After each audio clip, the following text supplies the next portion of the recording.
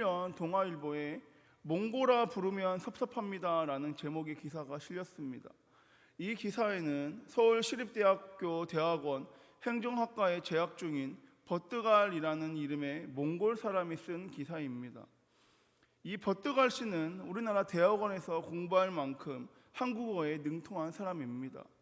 그는 자신의 국적을 묻는 우리나라 사람들에게 저는 몽골 사람입니다 라고 또박또박 말한다고 합니다.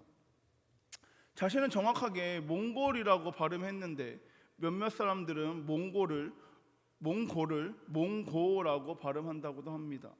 그는 몇 년 전부터 몽고를 몽고로 말하는 사람들을 만나게 되면 몽고가 아니라 몽골이라고 그들의 잘못된 발음을 바로 잡아준다고 합니다. 그가 그렇게 그들의 발음을 잡아주는 이유는 몽골과 몽고는 그 뜻이 많이 다르기 때문입니다. 여러분, 버뜨갈 씨의 설명을 신문에 실린 그대로의 내용을 읽어드리겠습니다. 중국은 수천 년 전 흉노 시대 때 몽골로 인해서 수많은 전쟁에 시달려야 했고 고생도 많이 했다. 만리장성도 결국 흉노가 무서워 만들었던 것이다. 이런 민족이니 과거의 중국 입장에선 몽골이 싫고 비하하고 싶었을 것이다. 그래서 등장하게 된 것이 우매할 몽과 옛 고를 조합한 단어 몽고이다. 안타깝게도 한국에선 이 단어를 그대로 사용하고 있다. 여러분, 우리나라 말로 받침 하나 빠졌을 뿐인데 그 의미는 완전히 다르게 됩니다. 여러분, 종교를 믿지 않는 사람, 신앙이 없는 사람들을 불신자라고 부르곤 합니다. 그런데 몇몇 교회에서는 그런 사람들을 불신자라고 부르지 않고 미신자라고 부릅니다. 이 미신자란 장차 예수님을 믿게 될 것인데 아직 믿지 않는 사람을 뜻하는 것입니다. 여러분, 글자 하나, 받침 하나에 그 뜻이 완전히 달라집니다. 여러분, 오늘 본문 말씀은 여호수아가 가나안 땅에 정착한 이스라엘 백성들에게 남기는 유언입니다. 그의 유언인 본문 14절의 말씀을 보면 그러므로 이제는 여호와를 경외하며 성실과 진정으로 그를 섬길 것이라. 너의 열조가 강 저편과 애굽에서 섬기던 신들을 제하여 버리고 여호와만 섬기라 라고 말합니다. 여러분, 여호수아가 이스라엘 백성들에게 유언으로 남긴 마지막 명령은 여호와만 섬기라 라는 것입니다. 여러분, 지금 이스라엘 백성들이 머물고 있는 이 가나안에는 이방 여러 민족이 있었고 그 이방 민족들은 각기 다른 우상들을 섬기고 있었습니다. 또한 이스라엘 조상들이 애굽에 있을 때에 그들은 여러 우상들을 섬겼습니다. 여러분, 여호수아는 가나안에 있는 우상들 그리고 애굽에서 그들의 조상들이 섬겼던 우상들을 다 버리고 오직 여호와만 섬길 것을 얘기합니다. 지금도 마찬가지이지만 그 당시에도 하나님 외에도 여러 민족들이 신이라라고 불렀던 우상들이 많았습니다. 여호수아는 신이라 불리는 존재가 하나님밖에 없기에 하나님만 섬기라라고 말하는 것이 아니라 신이라 지칭되는 여러 존재가 있지만 진짜 신은 하나님밖에 없기에 다른 신들은 다 버리고 오직 여호와만 섬기다라고 말하고 있는 것입니다. 여러분, 가나안에는 여러 이름의 신들이 있었습니다. 여호수아는 이스라엘 백성들에게 가나안에 있는 여러 신들을 섬기는 동시에 여호와도 섬기라라고 주문하는 것이 아니라 그 땅에 존재하는 모든 신들은 버리고 오직 여호와만 섬기라라고 분명하게 말합니다. 여러분, 설교 서두에 말씀드린 것처럼 글자 하나에 그 뜻이 완전히 달라집니다. 여러분, 여호와만 섬기라, 또 여호와도 섬기라, 글자 하나의 차이입니다. 만이냐 도냐 이 차이인데 글자 하나의 문장의 의미는 완전하게 달라집니다. 여러분, 제가 좀 더 이해하기 쉽게 설명드리겠습니다. 연인들끼리 사랑을 표현할 때 당신만 사랑합니다가 아니라 당신도 사랑합니다 라고 말하게 되면 어떻게 될까요?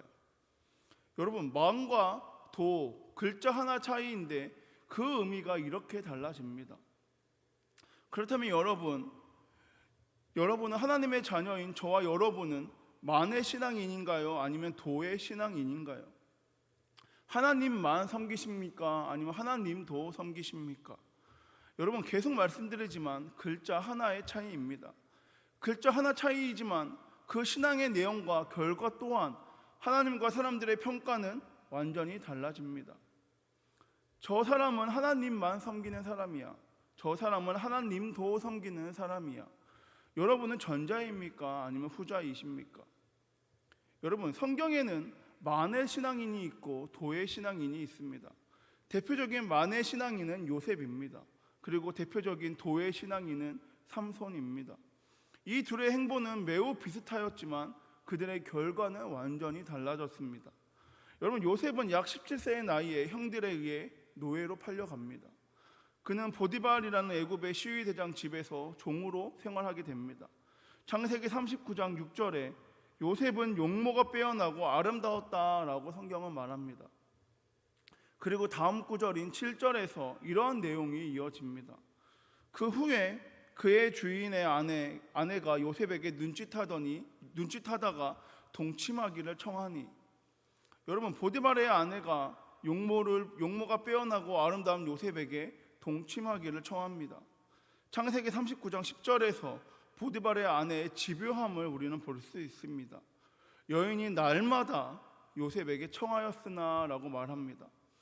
여러분, 보디발의 아내는 날마다 요셉에게 동침하기를 청합니다. 그녀의 유혹은 한두 번에서 그치는 것이 아니라 날마다 하루도 쉬지 않고 계속되었습니다. 여기서 잠시 삼손의 이야기로 넘어가겠습니다. 여러분, 삼손은 이스라엘의 사사이자 나실인이었습니다. 이 나실인이란 성별된 자, 바쳐진 자라는 뜻을 갖고 있습니다.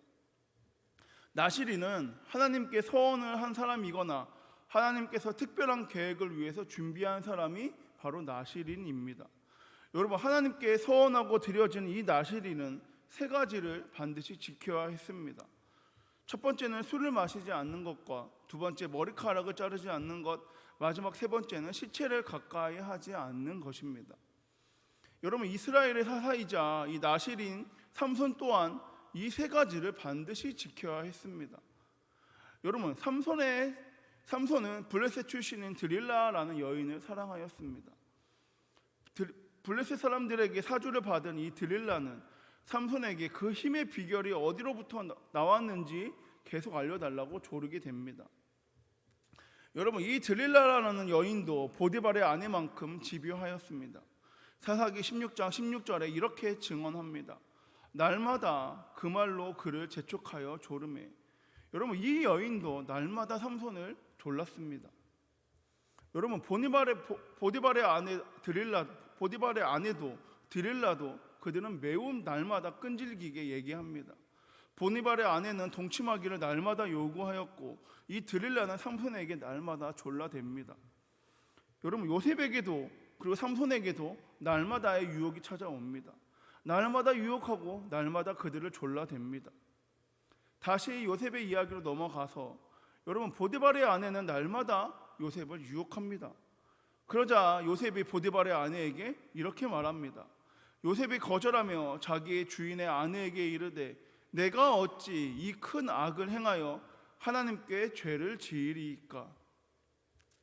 여러분, 요셉은 보디발의 아내의 유혹을 단호하게 거절합니다. 단호하게 거절할 뿐만 아니라 함께 있지도 아니하였다라고 성경은 말합니다. 반대로 삼손은 어떻습니까? 삼손은 날마다 자신을 졸라대는 들릴라의 요청에 못 이겨 이렇게 대답합니다. 사사기 16장 17절에 삼손이 진심을 드러내어 그에게 이르되, 내 머리 위에는 삭도를 대지 아니하였나니 이는 내가 모태에서부터 하나님의 나실인이 되었음이라. 만일 내 머리가 밀리면 내 힘이 내게서 떠나고 나는 약해져서 다른 사람과 같으리라 하니라.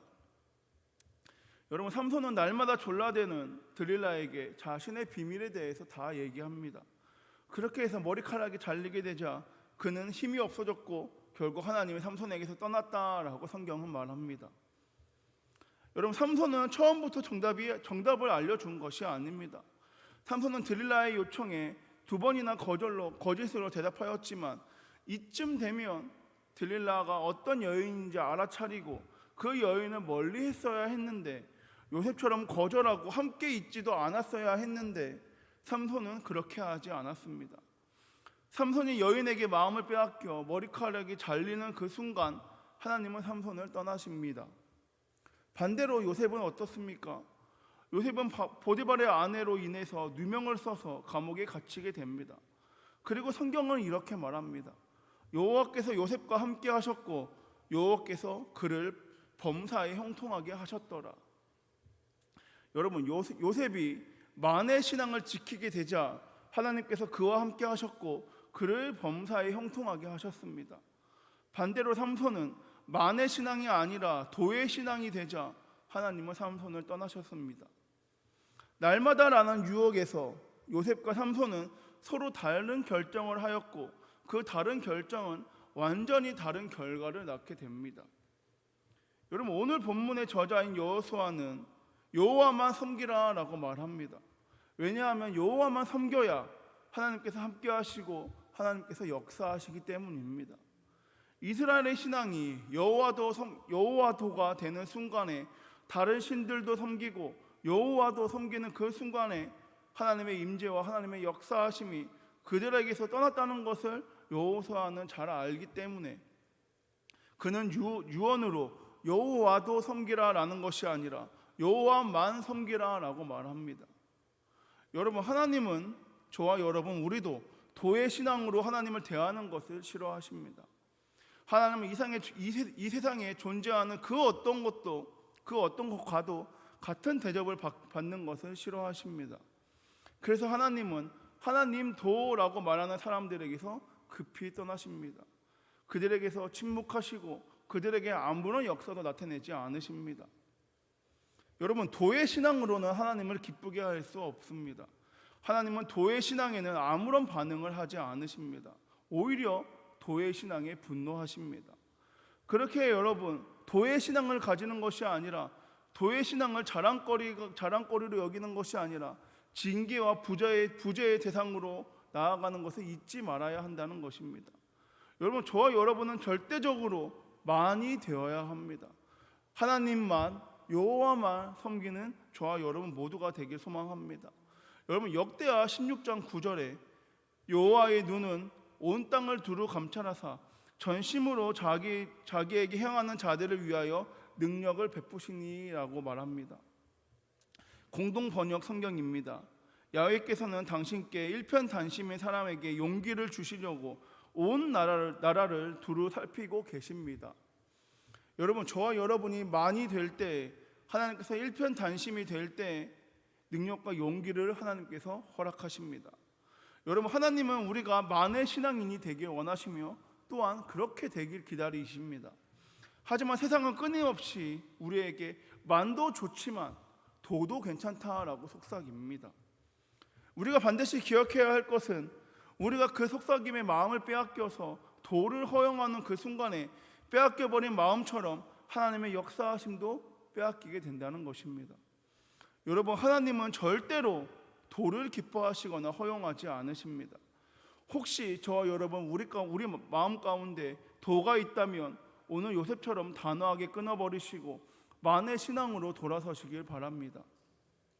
우리가 돌아설 때 하나님의 역사하심이 또 하나님의 은혜가 저와 여러분 삶 가운데 우리 공동체 가운데 충만하게 이어지길 소망합니다.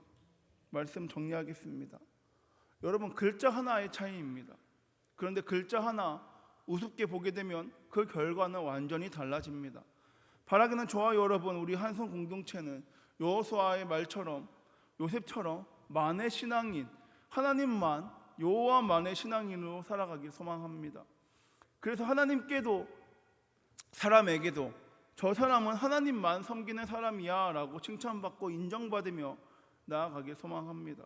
사랑하는 한성 공동체 모두가 하나님만 여호와만 섬기는 신앙인이 되어서 하나님의 은혜와 역사하심을 충만하게 누리길 소망합니다.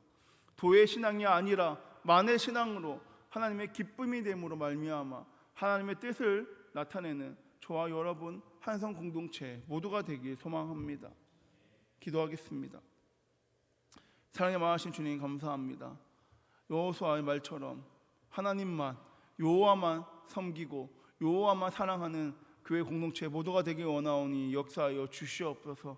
세상의 끊임없는 속삭임 가운데 여호와도 세상도 함께 섬겨도 된다라는 그 유혹 가운데 넘어지고 좌절하는 것이 아니라 세상의 속삭임 다 뿌리치고 오직 우리의 마음과 시선을 주님께로만 두어서 주님만 섬기며 주님만 사랑하며 주님의 뜻대로만 살아가는 우리 한성 공동체 되어 주님의 기쁨이 되는 공동체 되기 원하오니 주여 주관하여 주시옵고 역사하여 주시옵소서. 이번의 말씀 살아계신 예수님의 이름으로 기도드립니다. 아멘.